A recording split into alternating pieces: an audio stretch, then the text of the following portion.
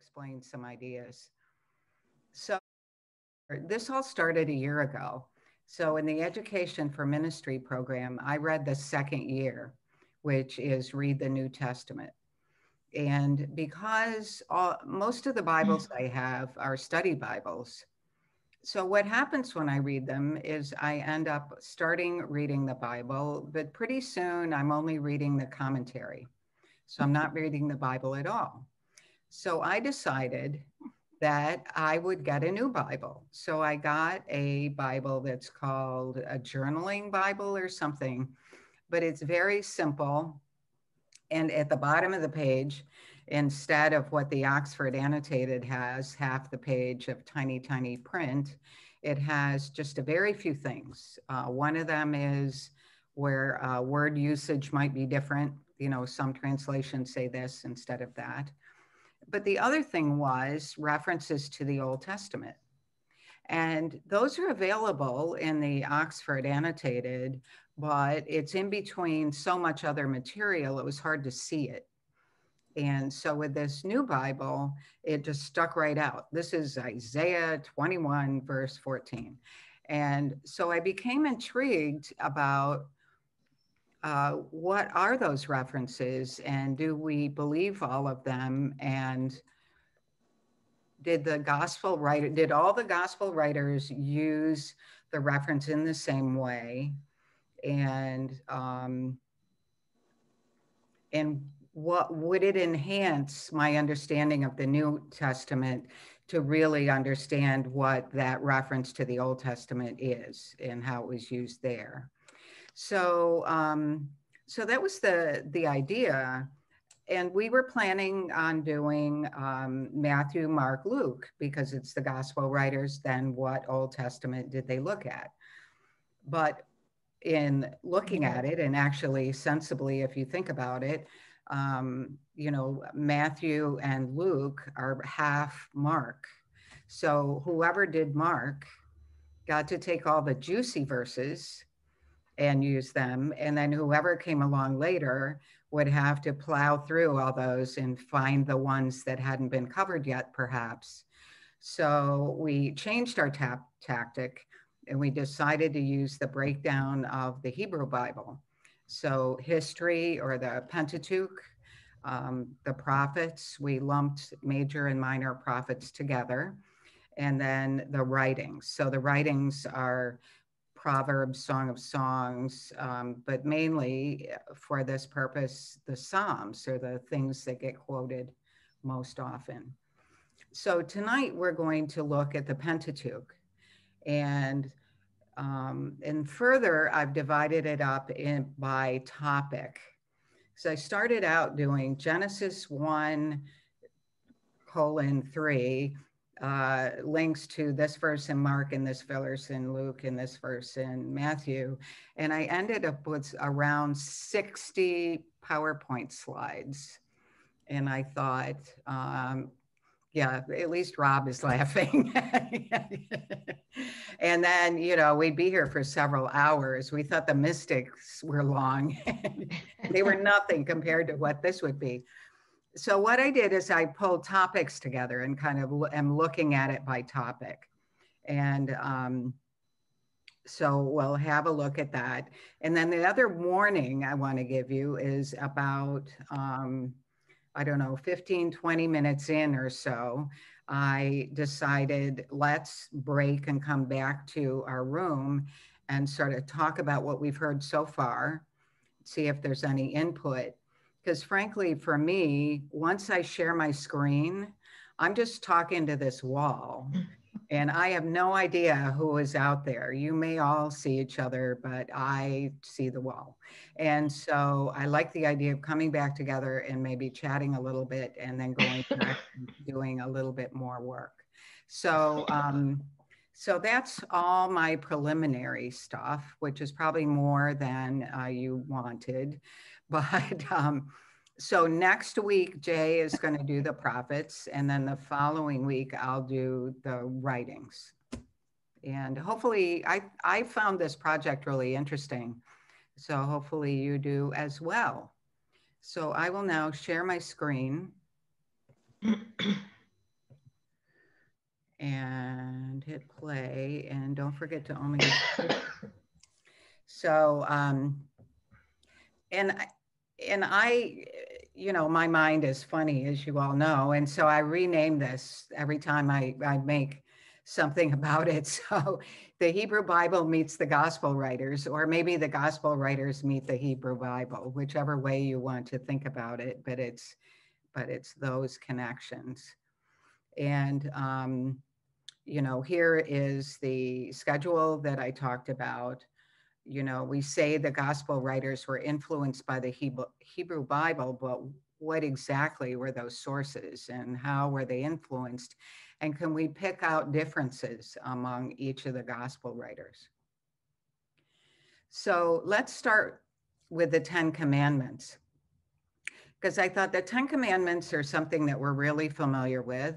And probably everybody in the room could say, oh, yeah, I know them. And we could list them all off if you did that 1-year catechism when you went through confirmation. Um, when I think of the 10 Commandments, I think of the 10 Commandments as seen in the Book of Common Prayer in the Catechism. So they're all nice and tidy. They're numbered 1 through 10. They are following the question that says, what are the 10 Commandments? And so I think I knew this, but I was a little surprised to see the 10 Commandments is shown in Exodus and Deuteronomy. So the commandments that are highlighted are simply these. In Exodus 20, it's verse 12 through 16, starting with honor your father and your mother, and you shall not bear false witness is the last one listed. But there's a whole narrative ahead. And I thought I would just read that because I think it gives a sense that the 10 Commandments are not quite as orderly as we see them. So they actually start on Exodus 20, verse 1. Then God spoke all these words. I am the Lord your God, who brought you out of the land of Egypt, out of the house of slavery. You shall have no other gods before me.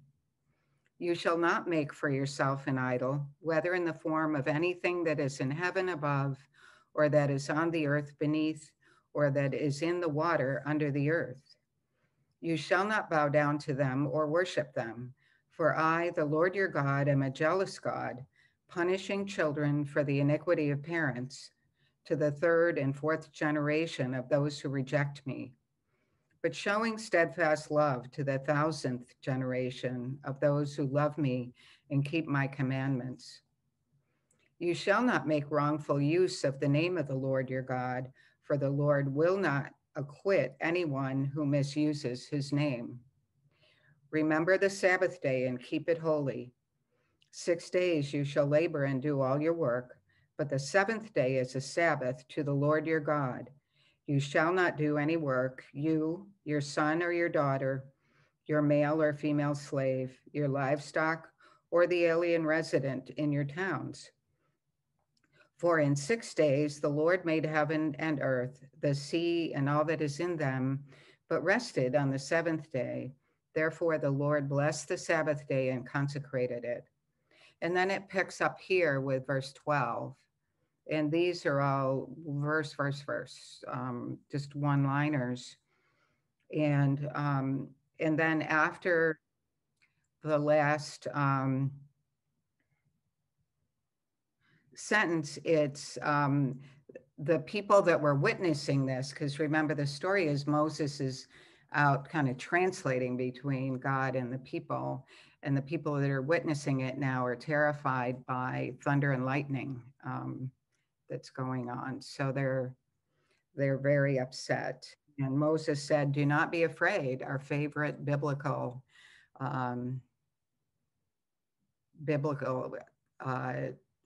admonition is don't be afraid. So the other place the commandments are is, the other place that the 10 commandments exist are in Deuteronomy. And it looks very much the same. And the reading before sounds very much like what we just heard from Exodus. So, and remember that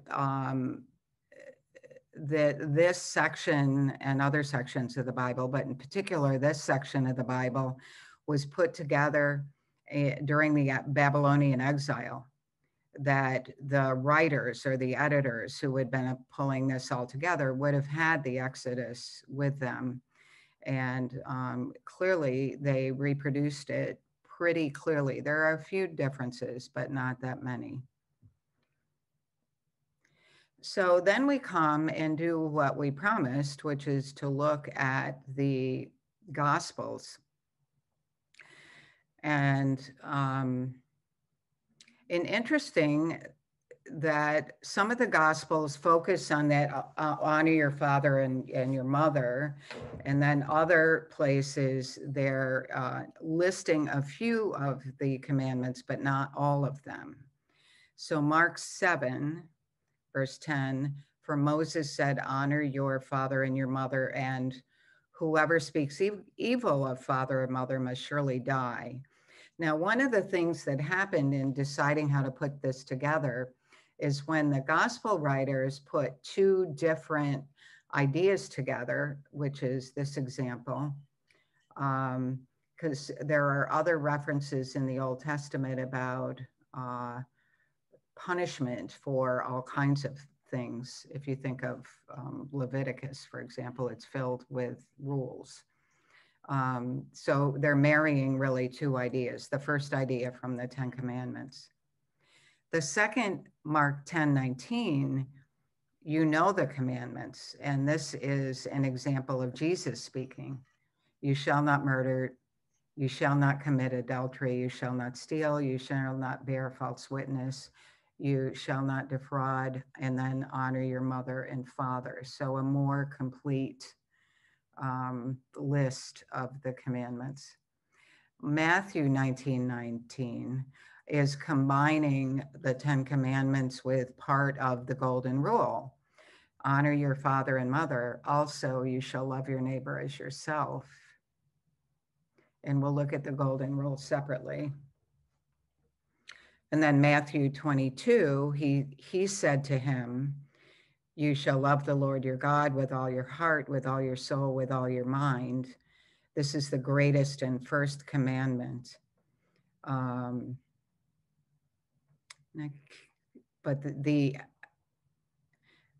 I put this in, it's not too obvious, but you shall love the Lord your God with all your heart, with all your soul, is really picking up on that narrative part that I read to you from Exodus and then Deuteronomy, kind of looking at how much you should care for God. So that's how that reference got included. And then Luke 18:20, you know the commandments, you shall not commit adultery, you shall not commit murder. Again, a list, but ending in honoring your mother, your father and mother. So in this case,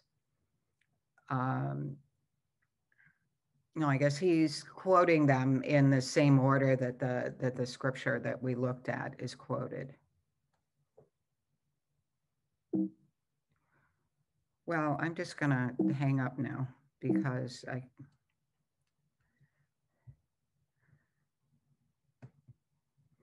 so I'm having a Mac event, I guess. I can do this.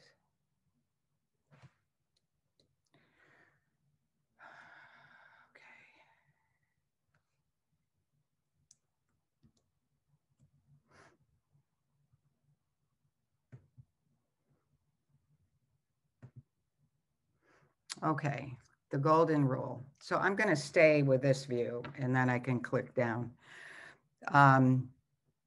So the golden rule appears twice as well. Nancy, if you click the format button, it will make the screen a little bigger for folks. Click the format. Slide over to your right, up at the top, up over to your right. Yep. Okay, yeah. Yeah, and if you click that, what it does is it gets rid of that screen on the right-hand side, your right hand. Oh, I see, okay. I'm not seeing where that is. There you go, right, you're right on it. Just click it. Oh, maybe not. No. Oh, well. Yeah, I don't see anything called format. Nancy? Yeah. It's a gray button in the top right. Yeah. Format. Oh, maybe my thing. Oh, yes. Okay, got it. Okay. There you go. My picture of Rob was over it. Okay. Sorry. Anyway, now the golden rule. So occurs twice, Deuteronomy. And it says, "Hear, O Israel, the Lord our God is the Lord alone. You shall love the Lord your God with all your heart, with all your soul, and with all your might." And Leviticus was quoted, "You shall not take vengeance or bear a grudge against any of your people, but you shall love your neighbor as yourself. I am the Lord." So quite a different statement, but still including that that idea, I think. So then, how do the gospel writers?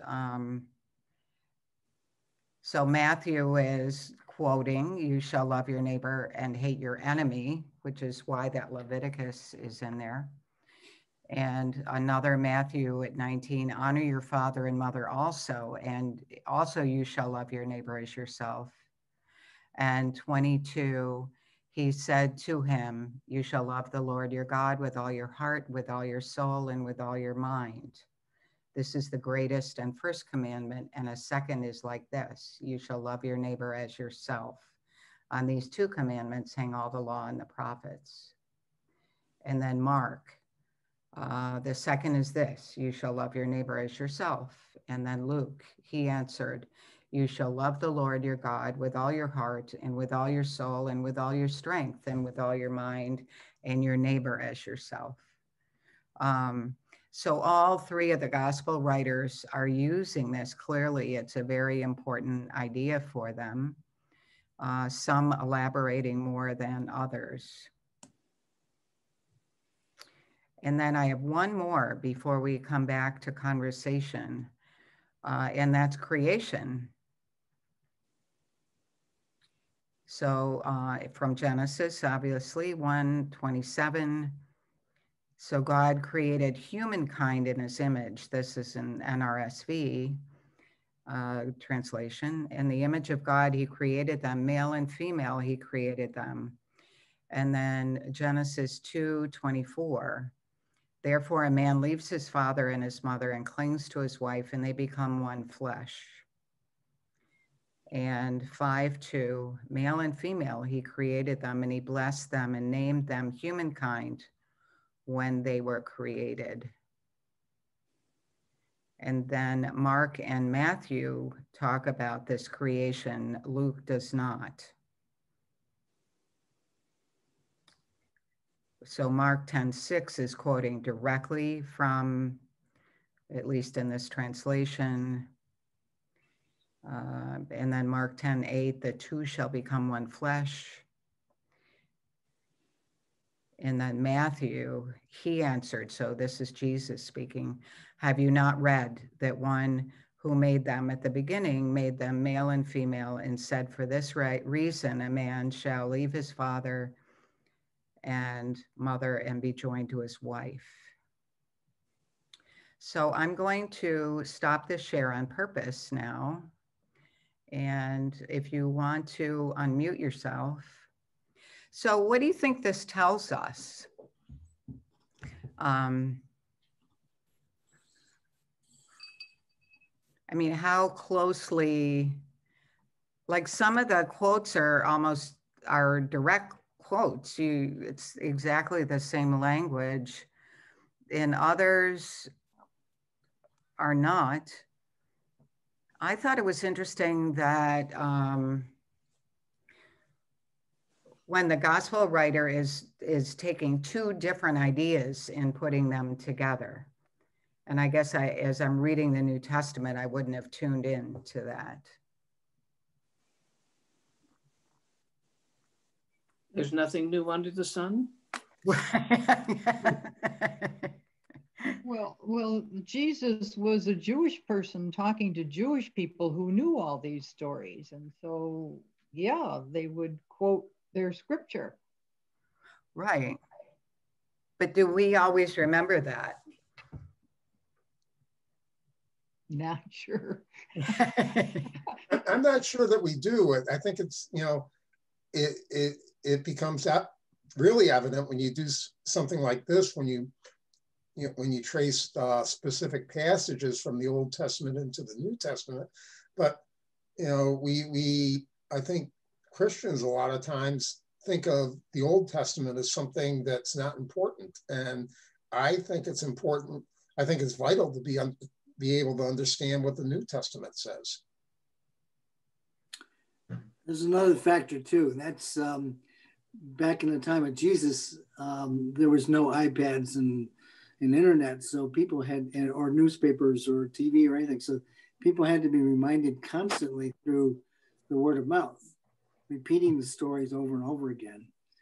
Mm-hmm. And a lot of people didn't read or write, so there's another factor too. Yeah, so it's this oral tradition that most people would have learned the scriptures from. But I think I'm still back on the 10 Commandments. I guess that's why I started with them, is, you know, the tidy little list that we have in our prayer book. And then you read that narrative and you go, well, that's not really a tidy little list, is it?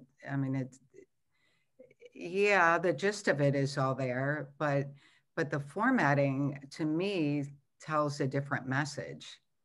You know, it talks more about communication and, you know, God communicating with us through Moses.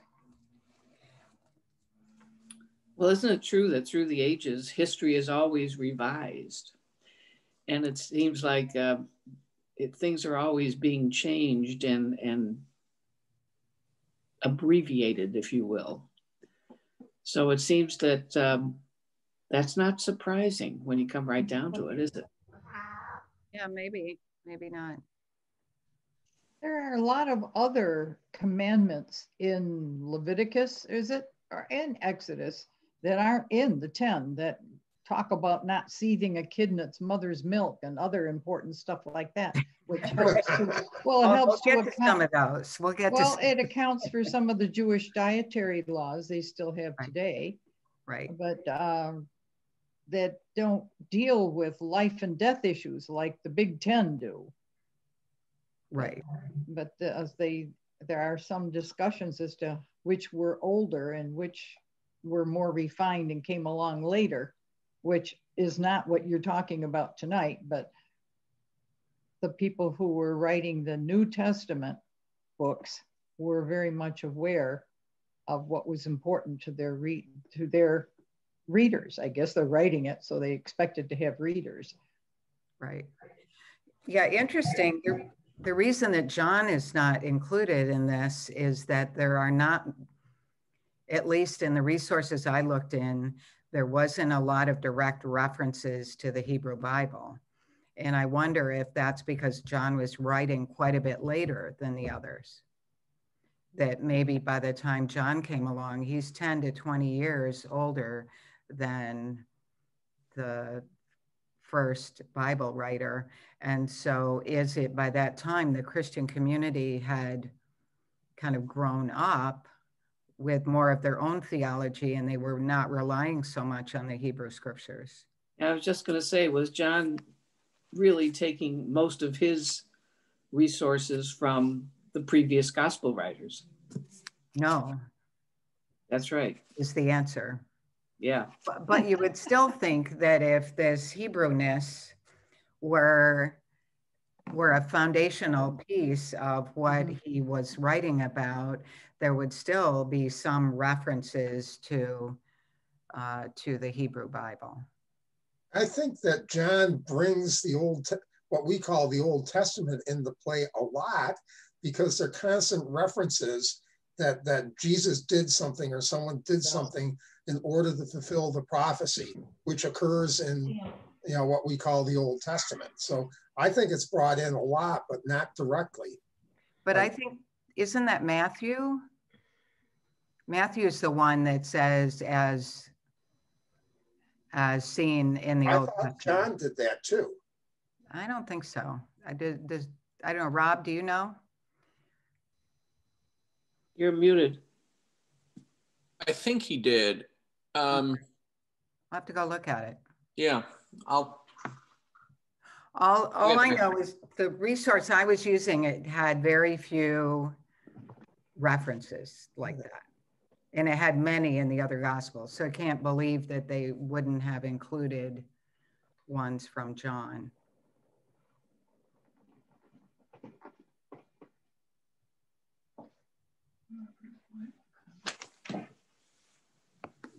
So Kitty has her Bible out. She's looking. It looks as though Judy's going for hers. Right. See, this is a good activity. I know, I wish I knew everything, but. Don't we all? Yeah, right. And that were easily come by. Yeah. Well, in the notes, they keep saying other ancient authorities, lack verse 40, lack this, lack that. Yeah. Well, here's one in John. Other ancient authorities read the sun was darkened. Up there.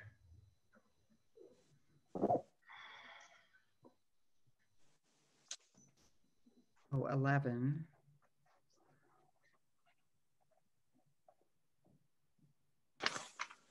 Yeah, so the one I found is 18:11 says, Jesus said to Peter, put your sword back into its sheath. Am I not to drink the cup that the Father has given me? And the reference talks to a Psalm, Isaiah, Lamentations, Mark. What's your reference? Stuff. Luke what? This I'm looking at Luke instead of John. Jeez, Yeah. go ahead. Okay, this is John 18:11. It's during the Got it. crucifixion, lead up to the crucifixion. Okay. So anyway, I'll go back to my slides. Rob will keep looking. And this can be an open question for us to possibly do another session on. I think there's references. I don't think it's to fulfill this prophecy in the same way that we see in the other ones. I think there's implication of that, and I think there's references to things that Jews would understand. I mean, it was this feast, it was that feast, it was, but I don't think it's, there's references to the law of Moses, but I don't think it was to fulfill a prophecy, Jesus did this, as much as it is in other ones, but I'll keep looking. In other words, there's not the direct references you're saying that we find in the others, right? Correct. Tim, what are you finding? Yeah, I've got the Jewish Annotated New Testament, and it's NRSV translation, and I just flipped open to chapter 10 in John, and there's a note in here on the Good Shepherd. Jesus is a good shepherd, and the note says this passage alludes to biblical shepherds such as Moses, David, and God. But it's not the same kind of reference like quoting exactly the Old Testament. Yeah, you're right. I think that's probably the limiting. John is referencing in a way that implies that people understand the references, or he's writing. I mean, sort of like Abraham Lincoln used to write using scriptural quotes, but didn't say as it said in scripture. Yeah. There would just be references. So it's subtle references, it's turns of phrase or images that people knew. But I think where it's, in Matthew, Mark, and Luke, the synoptics really say, you know, for it is written, I will strike the shepherd, and the shepherd will, and the sheep will be scattered. Okay. I think that's more what Nancy's getting at here. Okay. Like, for it is written, John just references. Right. Okay. Just as a historical thing, and my mind is blank and I can't find it in my reference book here either. Did Paul do the same thing? Did he refer to the Old Testament a lot? I don't know. I don't know how much. That would be. I was really just looking at the Gospels, not the because entire. Paul. Okay, he was earlier. Yep. He had a mixed audience deliberately. Right. I was just curious. Paul does quote, but I don't think as often as the Gospels do, because the Gospels are talking about it being a fulfillment of Scripture. Now, the letter to the Hebrews does a lot of quoting, but that's not necessarily a Pauline text. Right. That's often attributed to him, but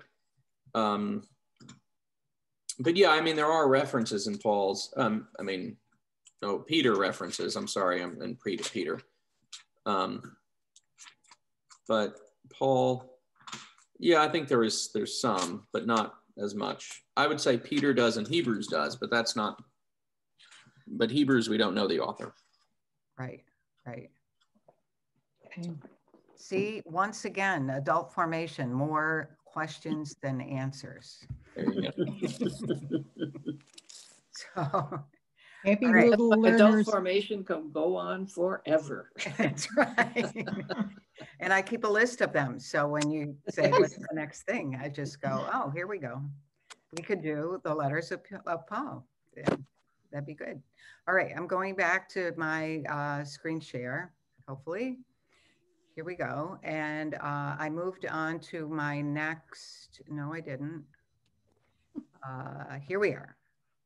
So there were a couple of things I did just because we say them all the time. Like, man does not live by bread alone. So where does that come from? And it comes from Deuteronomy 8:3.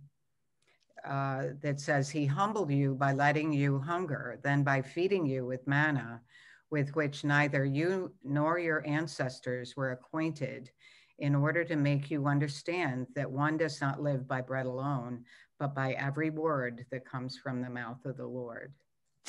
And I'm thinking we're going to hear in direct quotes from Matthew and Luke. And within the context, the other thing we could have done, I guess, is sort of look at more of the context. Where does Matthew 4:4 live, and what comes before, what comes after? It might be interesting to see what this was the answer to, because there was probably some question asked. Purity.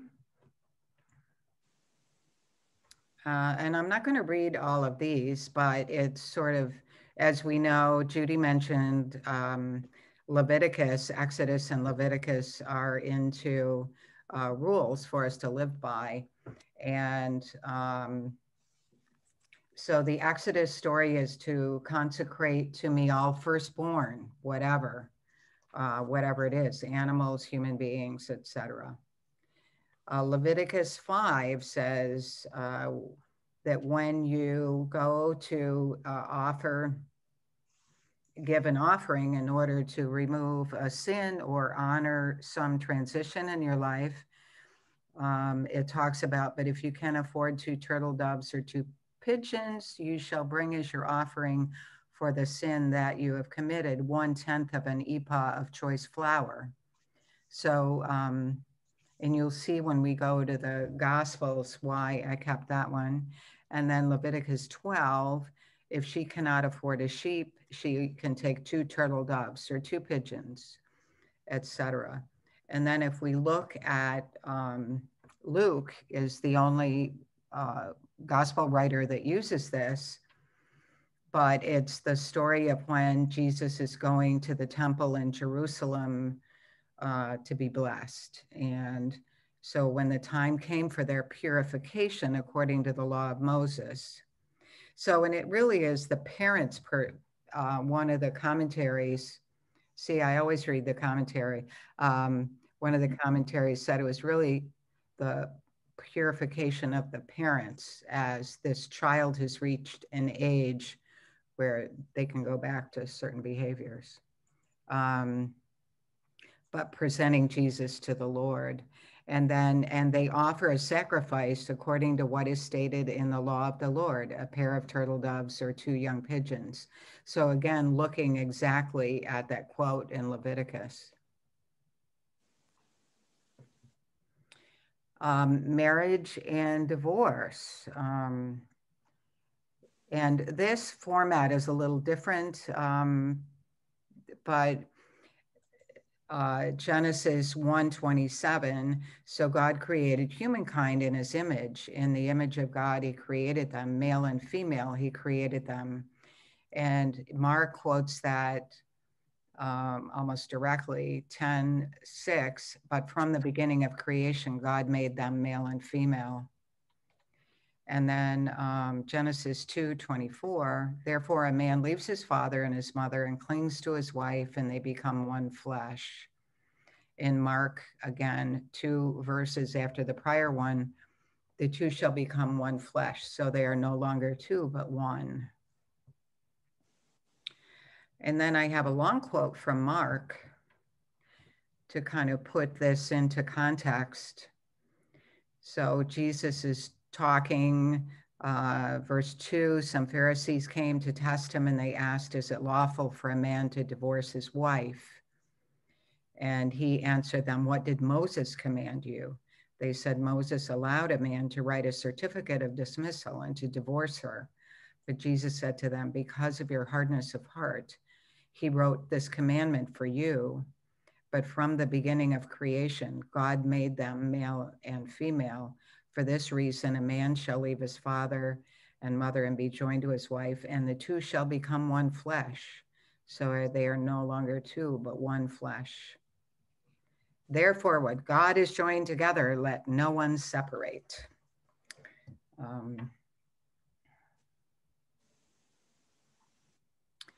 And looking at the time, I'll do one more. So in Exodus, he said further, I am the God, your father, the God of Abraham, the God of Isaac, the God of Jacob. And Moses hid his face, for he was afraid to look at God. And this is quoted by all 3 synoptic gospel writers, where he speaks of the Lord as the God of Abraham, the God of Isaac. In Mark, the burning bush, I am the God of Abraham. And in Matthew, I am the God of Abraham, the God of Isaac, the God of Jacob. He is God, not of the dead, but of the living. So I'll just close it there. There are many, many more. But as I said, we promised we'd be here for around 45 minutes or so.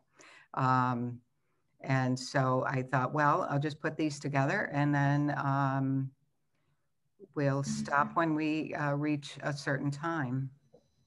So I guess my question, was this interesting? Did it make more questions?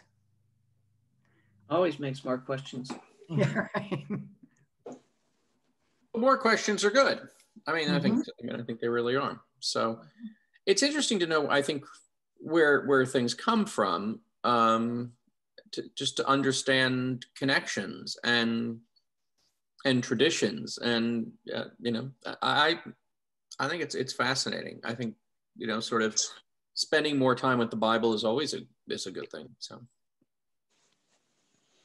well, it seems to me that I like Tim, do not feel that one can truly understand the New Testament if you haven't read or understand the Old Testament. Mm-hmm. Right. We're never going to totally understand the Bible as it is, but I think, and that's what makes it so fascinating, because you can get something out of it all the time. Every time you look at it, you'll find something different. It'll speak to you differently. But it's, it's always fascinating. Kitty, that's interesting, because you can read the same passage over many times and find it different many times. It's because you're different every time. That's right. That's Well, right.